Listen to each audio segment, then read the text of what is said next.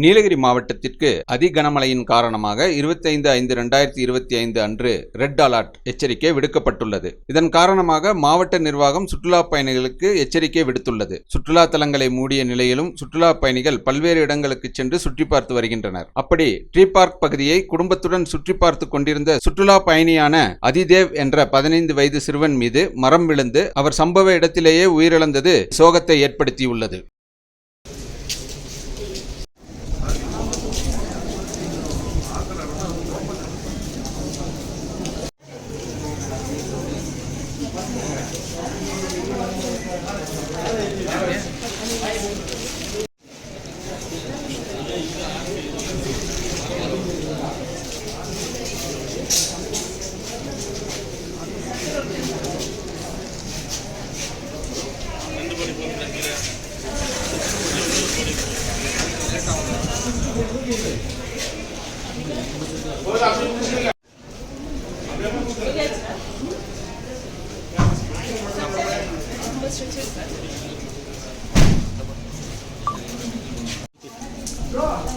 Sí, meta, papá.